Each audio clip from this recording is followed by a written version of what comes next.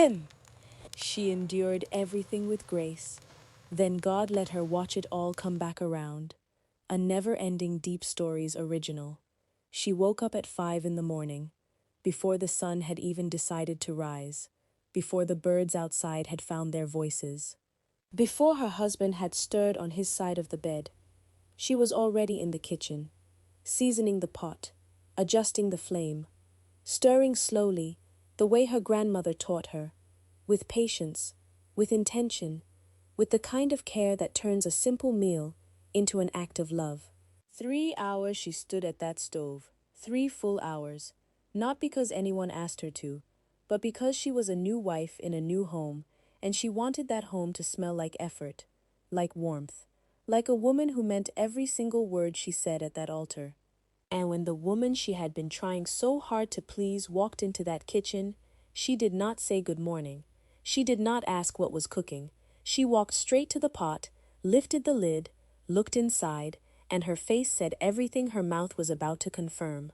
Mama Mecca said, "Look at this nonsense you call soup." I said, "Look at it. My son married a woman who cannot boil water without disgracing this family." Anita said, "Ma, I cooked that soup for 3 hours. 3 hours. I woke up at 5 in the morning." Mama Mecca said, "5 in the morning and you still managed to produce this. Kai, even my goat at home cooks better than you, and she has no hands." Anita said, "This is my kitchen, Ma. This is my home. You cannot keep doing this to me. I am Echa's wife." Mama Mecca said, "Who paid for this stove? Who bought this pot you used to disgrace us? This house has my son's name on it. You are a visitor, and visitors do not talk back. I want you to stop right there with me for a moment, because what you just heard is not a story about soup. It is about something far more painful than soup. It is about a woman who gave this home everything she had, her time, her sleep, her dignity, her best effort before the sun came up, and was told, in her own kitchen, on an ordinary morning, that she did not belong there. And here is what nobody tells you before you say "I do." Peace in a marriage does not depend only on the two people who made that vow. It depends, entirely, on the family those two people carry through the door with them. Some families open their arms and welcome you in. They make room at the table. They hand you a key and they mean it. And then there are families like the Okafo family, the kind that opens their arms, and then, slowly, quietly, begins to hold on just a little too tight. This is the story of Anita, a woman who did not fight loudly, who did not beg, who did not leave, who simply stood, steady, graceful, and quietly unbreakable, while everything around her tried to make her feel like a guest in the life she had built with her own hands. And this is also the story of what happened when the woman who made her life the hardest walked into a home that treated her the exact same way. Stay with me, because this story does not end where you think it ends. And the ending, I promise you, is worth every single minute. Before we dive deeper, let us know in the comments where you are watching from. We would love to hear from you. And don't forget to hit that subscribe button so you never miss any of our upcoming videos. To understand what Anita walked into, you have to first understand the woman who built the walls around Echa long before Anita ever arrived. Her full name was Ngozi Okafo, but in the town of Aguta, nobody called her that. Everyone called her Mama Mecca. And she wore that name the way some women wear fine fabric, with complete awareness of how it looked on her. Aguta was the kind of town that moved slowly on purpose. Roosters before the sun, women before their husbands, smoke rising from kitchen fires before a single word had been exchanged between neighbors. Everyone knew your name in Aguta. Everyone knew your business. And everyone knew your mother's opinion about both. No mother had more opinions than Mama Mecca. She had carried Echa for 9 months and had never truly put him down. When he was 3 years old and the neighbor's boy made him cry, Mama Mecca marched next door before the tears had finished drying on his face. When he was 10, she sat outside his classroom for an entire school week because she did not trust the tone his teacher used when correcting him. She said she was just passing by. His teacher knew better. And when Echa was 17, when a girl named Chisom sent him a handwritten letter, the kind that only a young heart in full bloom would write, Mama found it, read it, folded it back carefully, and paid Chisom's mother a visit that was polite in its language and absolutely devastating in its effect. Chisom never looked in Echa's direction again. That evening, Mama Mecca stirred her soup without a trace of guilt on her face. Papa Okafo leaned against the kitchen doorframe and watched her for a long moment before he spoke. Papa said, Ngozi, Papa, what I exactly did only you told say her to the that girl's truth. mother? Mama Mecca said, I only told her the truth. Papa asked, the truth about what? Mama Mecca said, her daughter is too forward for my son, always giggling near the gate, writing letters like a woman with no home training. I did what any good mother would do. Papa said, Echa is 17. Let the boy breathe. Mama Mecca said, breathe. Is it breathing that will protect him from the wrong company? You men are all the same. You wait until a child is ruined before you pay attention. Papa said, a boy who never falls will never learn to rise. Mama Mecca said, go and sit down, Chukwoka.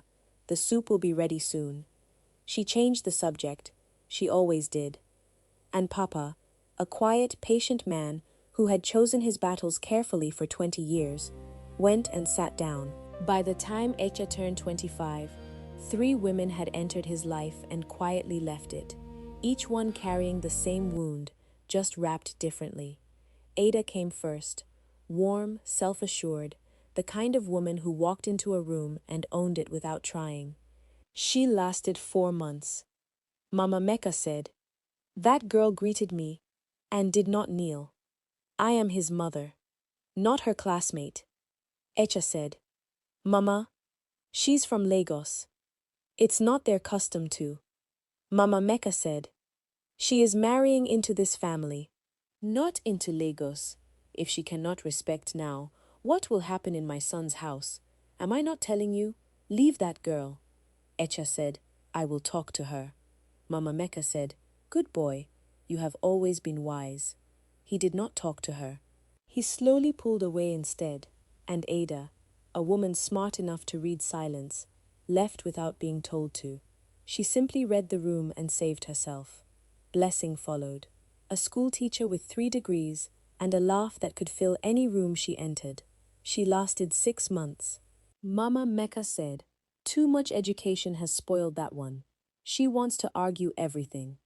Every time I speak, she has a counter. My son needs a home, not a courtroom. Echa said, Mama, Blessing is just confident. She means no disrespect. Mama Mecca said, confidence without submission is pride, my son. Mark my words. Blessing's last words to Echa were measured and deeply sad. Blessing said, I like you, Echa. I genuinely do, but I am not in a relationship with just you. Your mother is always in the room, even when she's not there. Esha said, Blessing, just give it more time. Blessing said, time for what? For her to accept me. Esha, she doesn't want to accept anyone. That's not something time fixes. She hung up. He stared at his phone for a long time. Neka was the third. Quiet, domestic, gentle. Everything Mama Mecca claimed she had always wanted in a daughter-in-law. She lasted 3 months and left only a letter behind. I cannot compete with your mother. No woman should have to. Neka. My son, One I see the evening, trouble in your after Blessing eyes. had gone, Father, I feel Echa so sat on the lost. veranda with The his rain father. will wash the pain The away. sun was going We are down strong. slowly. The Thank air you, smelled Father. like rain that had not yet decided to fall. Echa asked, Papa, do you think I will ever marry? Papa said, you will marry. But first you must decide something. Eka asked, what? Papa said, whether you are a son or a man. Eka asked, can I not be both? Papa said, you can, but there is an order to it. A man leaves. He builds. He covers his own. A son honors. But when a man forgets to leave, he stays a boy in a grown body, and no real woman can build a life with a boy. Echa said, she means well, Papa. Papa said, she does, But good intentions in the wrong hands become chains, and chains don't feel like chains when you've worn them since birth. Papa stood, placed a hand briefly on his son's shoulder, and went inside. Echa stayed on that veranda until the rain finally made up its mind.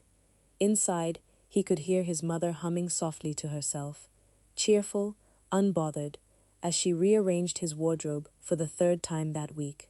He lay on his bed that night, 30 years old, alone, and not entirely sure whose life he had been living. He thought of Ada's proud eyes, Blessing's tired voice, Neka's quiet letter, 3 women, 3 different reasons, one constant. The rain came down hard outside. And somewhere down the hall, his mother slept peacefully, the deep, undisturbed sleep of a woman who believed she had done everything right.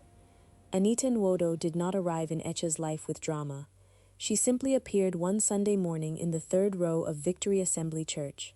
Navy blue dress, small Bible, and the kind of quiet stillness about her that made you look twice, not because she demanded your attention, but because she seemed completely unbothered by its absence.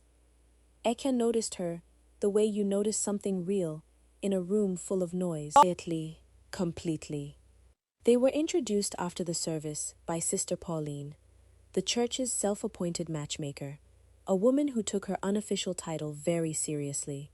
Sister Pauline said, "That is Anita, good family, quiet spirit, excellent cook. I have tasted her jollof rice with my own mouth." Echa said, "Sister Pauline, I am not looking for a caterer." Sister Pauline said, "You are 35 years old and still coming to church alone. Go and greet that woman." He went. They spoke for 10 minutes. And something in Echa settled, the way a window settles after you open it in a room that has been closed too long. 2 months of Sunday conversations followed. Evening walks, phone calls that ran past midnight without either of them noticing. Anita was not performing. She was not auditioning. She simply showed up, honest, warm, and completely herself. And then one evening, she asked the question that 3 other women had been too careful to raise. Anita asked, "Why are you still single at 35? The real answer. Echa said, "My mother has strong opinions about the women in my life, strong enough that 3 women have left because of it." Anita asked, "And you? What did you do when they left?" Echa said, "Not enough." Anita said, "I appreciate that." Most men would have lied. But Echa, wanting to change and actually changing, are 2 very different things. Echa said, "I know, but I am asking you to let me try. With you." She answered 3 days later, simply, over the phone. Anita said, "I will give us a chance. But I will not compete with anyone for the position of your wife. Not now, not ever." Echa said, "You won't have to." Anita said, "Don't promise me, show me." When Mama Mecca heard about Anita, she appeared at Victory Assembly 2 Sundays later, unannounced, front row. Finest rapper. The introduction was unavoidable. Echa said, "Mama, this is Anita." Anita said, "Good afternoon, Ma. God bless you." Mama Mecca said, "You are small. Does she eat well?" Anita said, "I eat very well, Ma, and I cook even better." Mama looked at her, really looked. The kind of look she had used for years to make women uncomfortable. Most girls flinched under it. This one did not. On the drive home, Echa glanced at his mother. Echa asked, "So, what do you think?" Mama Mecca said, "She's too calm. A woman that calm is hiding something." Echa said, "Or she simply has peace." Mama made a sound in her throat.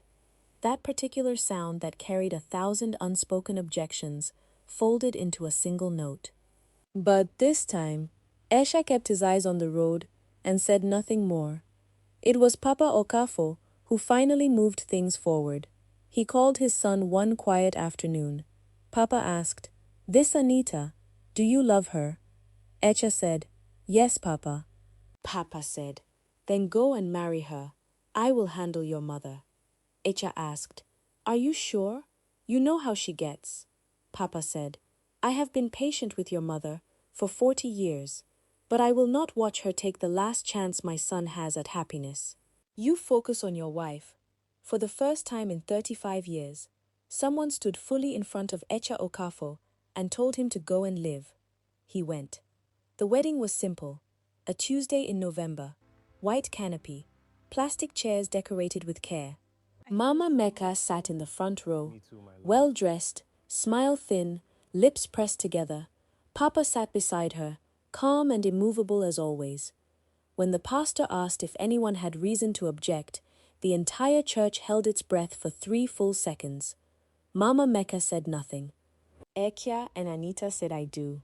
It was not a fairy tale beginning, but after 35 years of waiting, it was everything. The first 2 weeks of marriage were quiet in the way that mattered most. Morning tea in comfortable silence. Evenings where Anita hummed softly while she cooked and Echa sat close enough to let her know he was present. Small disagreements about ordinary things. The ceiling fan speed, which side of the bed deserved the extra pillow. The gentle, unhurried negotiations of 2 people learning to share a life. Anita had begun to exhale. He should have known that exhaling was premature. On a Thursday morning, 14 days after the wedding, a car pulled into the compound. The footsteps that followed did not hesitate, and the voice that came through the door arrived before the person carrying it did. Mama Mecca called out, "We are here. Come and help with the bags." Anita stepped out of the kitchen, hands still damp from the dishes. Behind Mama Mecca stood Kamsi, Echa's younger sister, arms folded, eyes already moving across the house with quiet judgment. Behind them both, a driver was unloading bags from the car. Not 1 bag, not 2, 5 bags and a large cooler. Anita said, "Good morning, Ma. We weren't expecting." Mama Mecca said, "Expecting? Is this not my son's house?" "I came to teach you. You are a new wife. There are things you do not know yet." Echa appeared from the bedroom, still buttoning his shirt. He read the room in one glance. His mother had already settled onto the sofa like a woman who owned it. Kamsi was opening kitchen cupboards, and Anita was standing very still, with an expression he was only beginning to recognize. Controlled pain, wrapped carefully in a polite face. Echa said, "Mama, you didn't call ahead." Mama Mecca said, "I am your mother. Do mothers call before they come to their children's homes?" Echa said, "In a married home, yes. That is the respectful thing." Mama Mecca said, "You are talking like a stranger. We are family." She did not leave that evening. By the weekend, it was clear that Mama Mecca and Kamsi had not come for a visit. They had moved in, and the teaching began, though it was nothing like teaching. Teaching gives you room to learn. What happened in that kitchen every single day was something else entirely. The first morning, Anita woke early. She prepared eggs, fried plantain, and tea. She set the table carefully. She was proud of it. Mama Mecca said, "Echa does not eat eggs in the morning. They give him heat." Anita said, "He ate them last week and said nothing." Mama Mecca said, "He was being polite. That is why I am here." She went into the kitchen and remade the entire breakfast. Echa ate both plates without a word. Anita cleared her original plate away alone. And it continued. Every single day, a new correction. Every meal, a new verdict. Mama Mecca said, "This soup is too watery." "Anita, who exactly taught you to cook?" Kamsi said, "Tell her she needs to go back to school." There were mornings when the soup Anita cooked would be mysteriously saltier by afternoon. Floors she had mopped were pointed at as still dirty. And one evening, she came home from the market to find that the curtains in her bedroom, the ones she and Esha had chosen together on a Saturday morning, laughing about the colors, had been replaced while she was gone. Anita said, "She changed our curtains, the ones we chose together." Echa said, "I will talk to her." Anita said, "You said that about the breakfast. You said that about the soup." Echa, "I am not asking you to choose between us. I am asking you to lead. There is a difference." He spoke to his mother that night, and this time he did not soften it. Echa said, Mama, I love you. Nothing will ever change that. But this is my home. Anita is my wife. What is happening here is not right. I need it to stop. Mama Mecca stood, adjusted her wrapper with quiet, practiced dignity, and walked to her room without a word.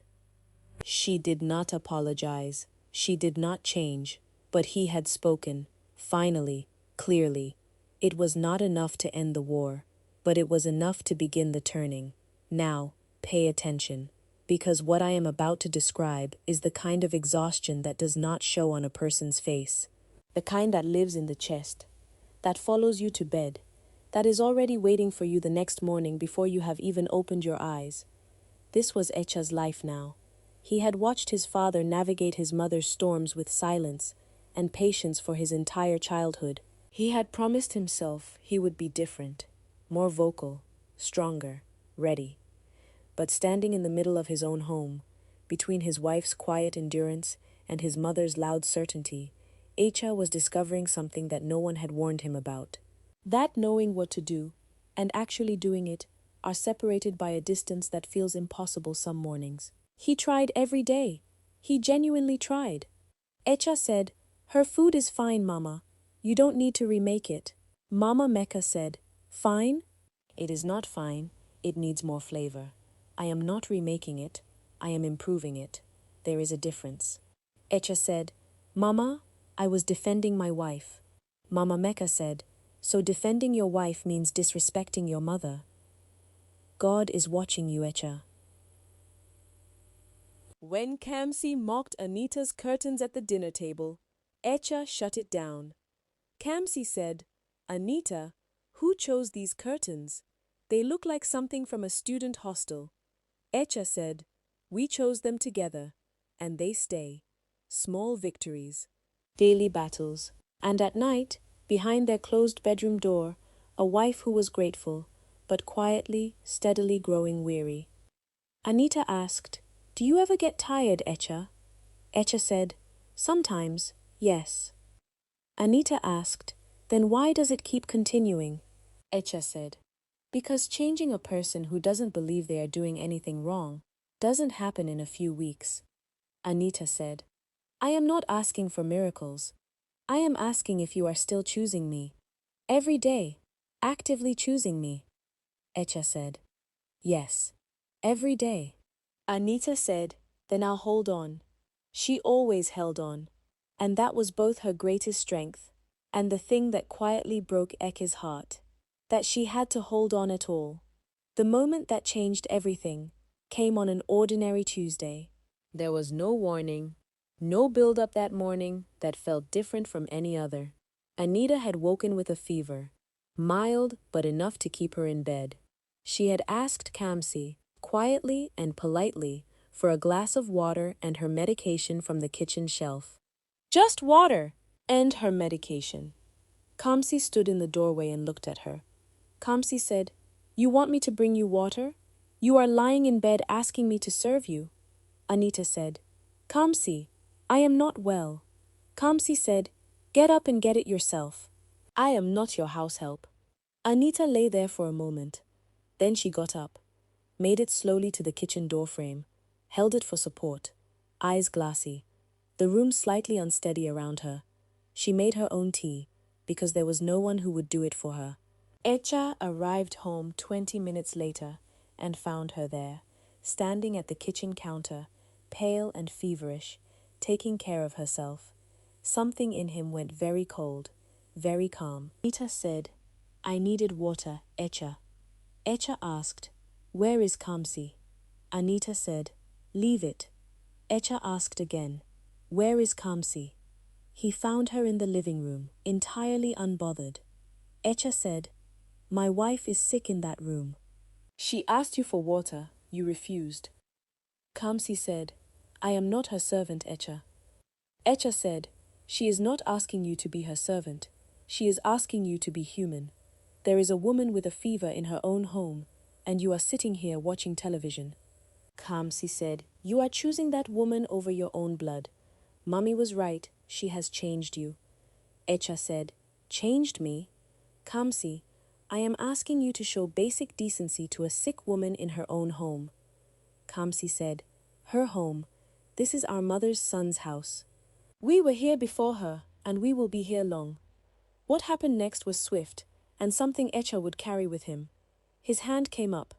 Not a full strike, but a sharp grab of Kamsi's pointing finger, pulling it down with a force that made her stumble backward and cry out. Silence exploded through the house. Kamsi said, You slapped me. You raised your hand at your own sister because of that woman.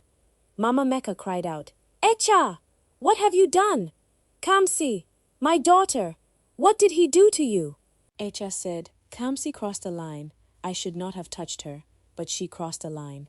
Mama Mecca said, this is what that woman has turned my son into, a man who beats his sister. Anita, come and see what you have caused. Anita appeared from the hallway, pale, still feverish, arms wrapped around herself. She looked at the scene before her husband's heaving chest, her sister-in-law's tears, her mother-in-law's performance. And then she did the thing that silenced the room more completely than any shout ever could. Anita said, you shouldn't have touched her, Echa.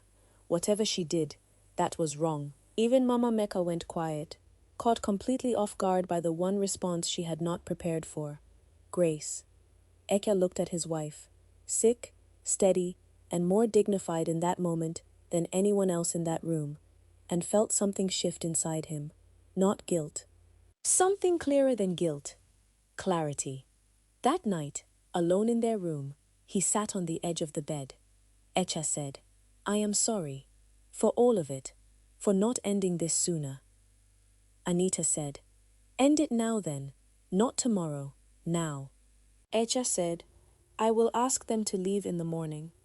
Anita asked, and if your mother never forgives you for it? Echa said, then I will have to live with that. But I cannot keep asking you to live with this. He had finally arrived. Fully, completely, on the right side of his own marriage. It had cost him. But the man sitting on that bed was no longer a boy caught in the middle. He had chosen. And this time, the choosing had set him free. Nobody announced it.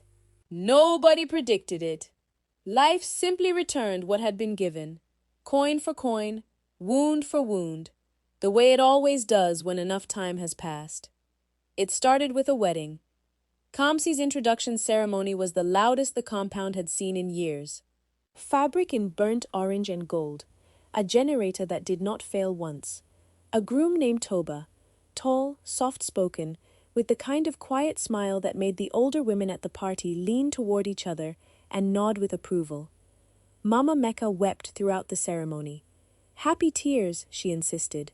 Though anyone watching carefully might have noticed she wept loudest during the moment Kamsi was formally presented to Toba's family, as though something was being handed over, as though she recognized the feeling somewhere deep inside her, but could not yet name why it unsettled her so much.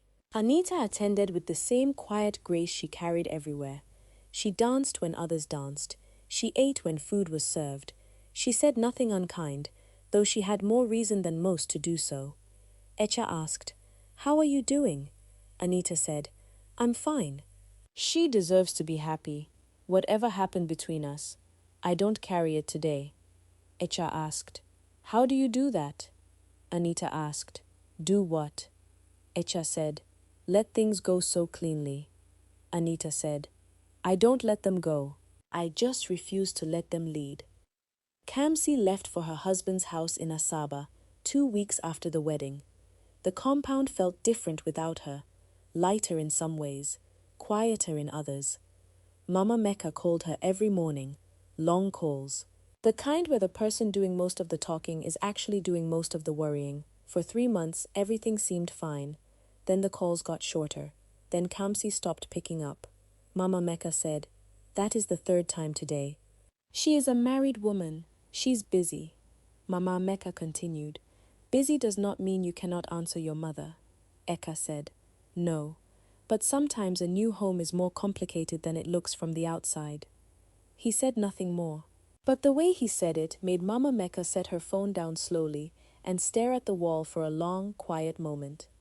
What was happening in Toba's house was this. His mother, a compact, iron-willed woman named Mama Toba, had welcomed Kamsi the way a landlord welcomes a tenant. Politely, conditionally, with a clear and unspoken understanding of exactly who owned what.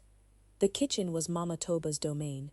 Kamsi's cooking was tolerated, occasionally tasted, and consistently found lacking. Her arrangements were adjusted, her opinions were unrequested, her presence was managed.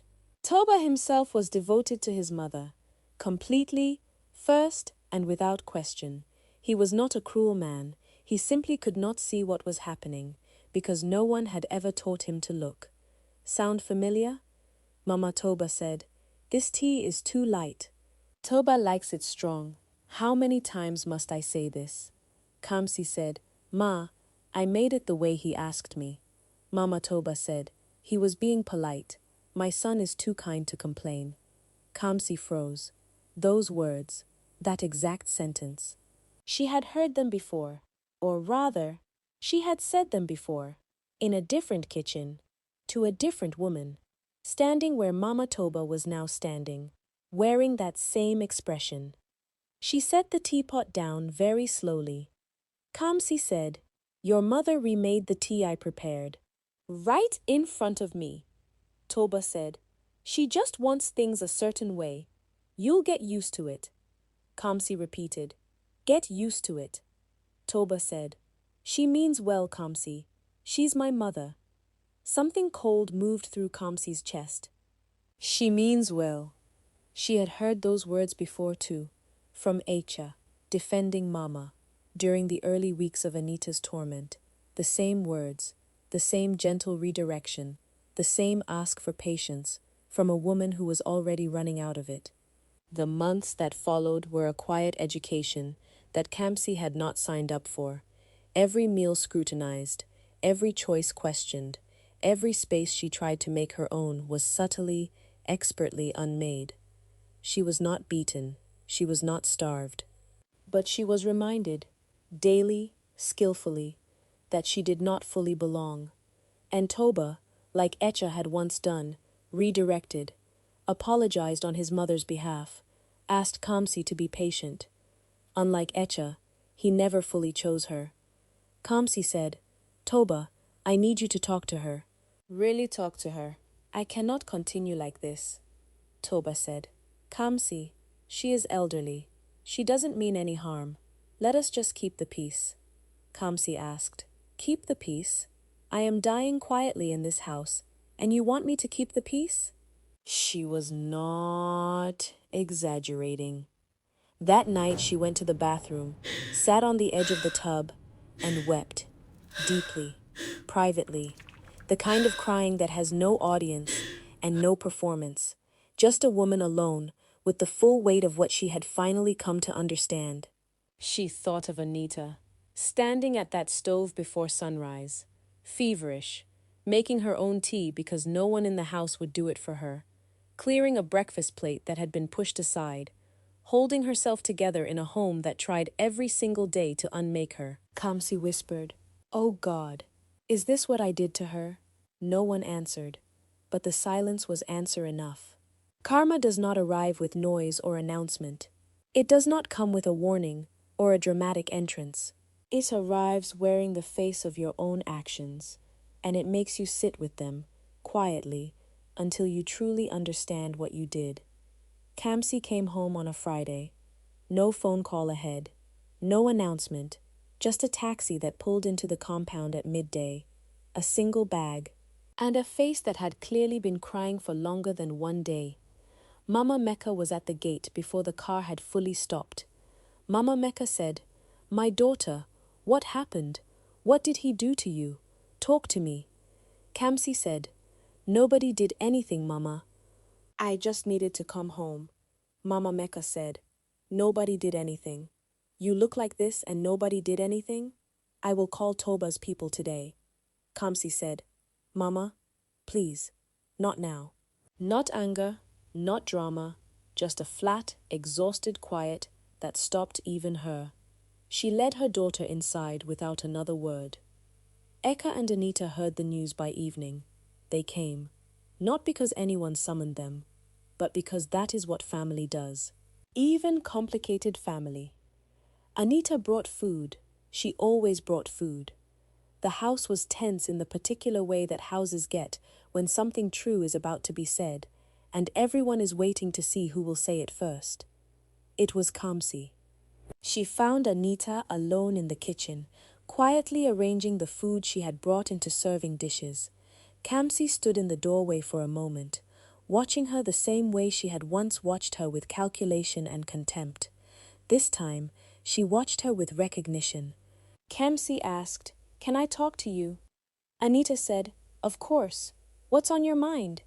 Kamsi said, "I owe you an apology, a real one, not the kind people give because they were told to, or because they want something in return. I mean the kind that costs something. What I did to you in your home was wrong. The soup, the curtains, the things I said to my brother about you. I told myself I was being loyal to my mother, that I was protecting Echa, but I was just cruel. And the part I am most ashamed of is that I enjoyed it." Anita said, "I understand now. I understand what it feels like to be in a home where you do everything right and it is never enough, where someone is always watching you, waiting for you to fail, where the person you married sees it and asks you to just be patient." Kamsi asked, "How long was it like that for you?" Anita said, "Almost from the beginning. I was too proud to let it show." Kamsi said, "I couldn't manage her the way I manage everything else." Anita said, "No, because there is nothing to manage. You cannot manage someone who does not believe they are doing anything wrong." Kamsi said, "I forgive you, Anita." Anita said, "I forgive you, Kamsi. I have been carrying what you did for a long time. It was heavy. I am choosing to put it down." "Not for you, but for me." Kamsi asked, "Just like that?" Anita said, "Probably not just like that, but that is what grace is." Kamsi covered her face with both hands and wept. Not the performed weeping of someone seeking pity. The raw, relieved, undone kind. The kind that means something has finally broken loose inside a person. Anita did not rush to hold her. She let her cry. Sometimes the most respectful thing you can do for another person is let them feel the full weight of what they are releasing. Then quietly, she reached across the table and held Kamsi's hand. The harder conversation came later that evening. The whole family gathered. Papa Okafo in his corner chair, the one he always occupied when something important was about to be decided. Kamsi said, "Mama, I need to tell you something, and I need you to hear me, not as my mother defending me, but as a woman who loves me enough to listen. Toba's mother treated me the way we treated Anita, exactly that way. Mama Mecca said, it is not the same. Kamsi said, it is exactly the same.